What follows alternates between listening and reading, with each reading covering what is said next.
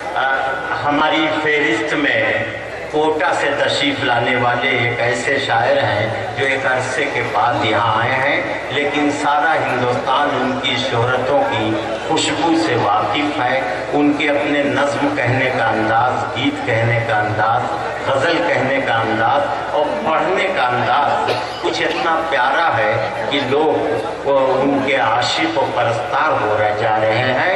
मौज हवा का लिखने वाला पैरों की जंजीर लिखे। बात वही है गज़ल की, मैं लिखूं या मीर लिखे। मैंने ख्वाब जो देखे उनको मैं लिख लिख कर हार गया। अब मेरे बात का लिखने वाला ख्वाबों की ताबीर लिखे। आइए ख्वाबों की ताबीर सुनिए बहुत ही नग़मा भरे अंदाज में जनाब कुंवर जावेद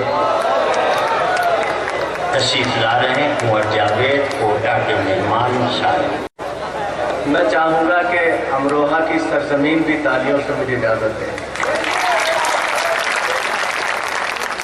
दोस्तों, मैं राशिद अलवी साहब को बहुत गौर से सुन रहा था जो उन्होंने मसाइल उठाए। उन्होंने एक बात कही जो हम लोग अखबारात में इन दिनों पढ़ रहे हैं कि आगे जो वक्त आ रहा है 2014 का, उसमें हो सकता है कि एक ऐसा नेता उछाल दिया जाए,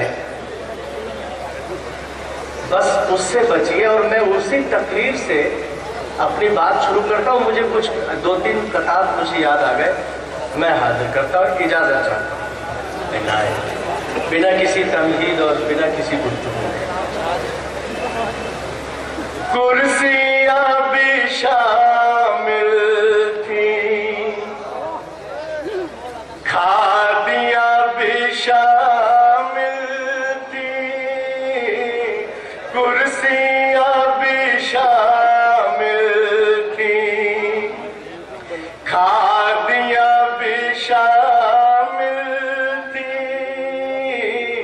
पगड़ियाँ भी शामिल थी, धोतियाँ भी शामिल थी। इसलिए न हो पाई कातिलों की तस्दीक, कत्ल करने वालों में वर्दियां भी शामिल, कत्ल करने वालों में। बहुत बहुत शुक्रिया।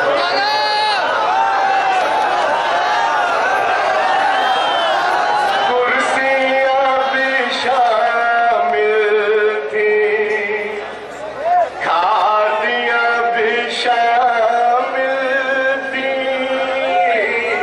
पगड़ियाँ भी शामिल थी, धोतियाँ भी शामिल थी। इसलिए न हो पाई कातिलों की तस्दीक, कत्ल करने वालों में वर्दियां भी शामिल थी, कत्ल करने वालों में।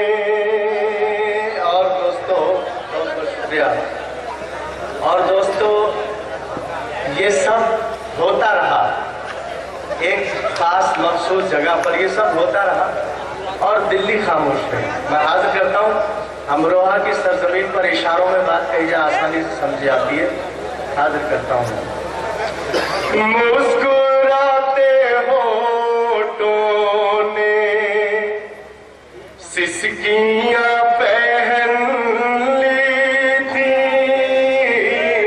मुस्कुराते होठों ने सिसकियाँ पहन ली थी, नर्म नर्म झोंकों ने आंधियाँ पहन